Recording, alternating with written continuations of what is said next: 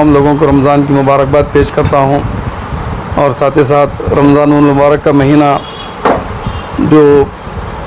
شدید گرمی کی وجہ سے روزداروں کو جو مشقت اٹھانی پڑ رہی ہے، یہ پرٹیکولر رمضان میں کوئی میں سمجھتا ہوں مشقت تو ضرور ہے، مگر رمضان اور مشقت دونوں ایک دوسرے سے جدا نہیں ہے، دونوں ایک دوسرے کے ساتھ لگے ہوئے ہیں، کیونکہ رمضان کا مہینہ دراصل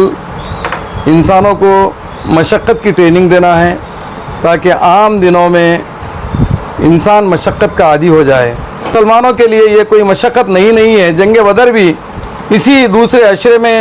ہوئی ہے، اس میں بھی جو ہے نا کافی مشقت کا سامنا کرنا پڑا، اور اللہ کی مدد ہمیشہ مشقتوں کے ساتھ ہے، مظلوموں کے ساتھ ہے۔ اس وجہ سے ایسی مشقت روزداروں پر بھی کوئی گراں گزرنے کا میں سمجھتا ہوں شائبہ بھی نہیں ہوتا۔ ضرور ظاہری طور پہ ہم کو تکلیف ہوتی ہے بھوک کی، پیاس کی، شدید گرمی کی، مگر اس کو جھیلنے کی ہی تربیت رمضان کا پیغام ہے۔ اسی اعتبار سے فتح مکہ بھی رمضان میں ہی ہوئی سو ہے، اور آج ہم دیکھتے ہیں کہ آج پورے زمانے میں جو بالخصوص فلسطین میں جو غزہ کے مسلمان جو مشقت جھیل رہے ہیں، وہ بھی اسی بابرکت مہینہ ہے، اور اسی مشقت کا طفیل ہے۔ وہ ہر قسم کی سختی کو انگیز کرتے ہوئے اپنے عزائم پر قائم ہیں، غریبوں کی بھوک کا احساس کرتے ہوئے ان کی مدد کرنے کا بھی اس رمضان کے مہینے میں ہمیں درس ملتا ہے۔ اس وجہ سے رمضان کے مہینے میں صدقہ جاریہ اور جو ہے نا زکوٰۃ ادا کرنے کا جو اسپرٹ پیدا ہوتی ہے، یہ بہت زیادہ ہوتی ہے، تاکہ اس کے ذریعے غریبوں کی مدد کی جائے، یتیموں کی مدد کی جائے، بھوکوں کی مدد کی جائے، پیاسوں کی مدد کی جائے۔ اسی کا نام رمضان ہے، تاکہ رمضان میں جو چیز کا احساس ہوتا ہے، اس کے ذریعے جو بندگان خدا بھوک اور پیاس سے بلک رہے ہیں، ان کی زکوٰۃ کے ذریعے مدد کی جائے۔ یہ رمضان کا پیغام ہے۔ اس وجہ سے میں تمام انسانیت کو رمضان کی مبارکباد بھی دیتا ہوں، اور تمام بندگان خدا کو اللہ ایک واحد کے اس میں آنے کی دعوت دیتا ہوں، تاکہ جو ہے نا ہمیں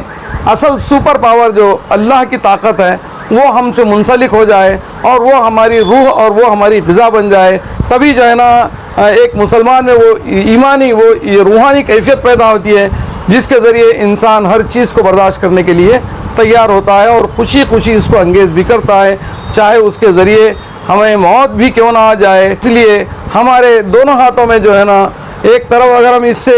سرخرو ہو کے اگر آگے نکل جائیں تو ہم غازی کہلاتے ہیں، اگر اسی حالت میں ہم اللہ کو اپنی جان قربان کر دیں تو ہم مجاہد بھی کہلاتے ہیں۔ مجاہد کی جو ہے نا معراج جنت ہے۔ اس لیے جو ہے نا رمضان کا مہینہ جو ہے ایک عظیم مہینہ ہے۔ اسی مناسبت سے ہم کو اس مہینے کے بعد بھی سال کے 12 مہینے ہم کو اسی طریقے سے اپنی زندگی کے گزارنے کی فکر کرنی چاہیے، اور اسی طریقے سے ہم کو اپنی زندگی گزارنا بھی چاہیے۔ السلام علیکم۔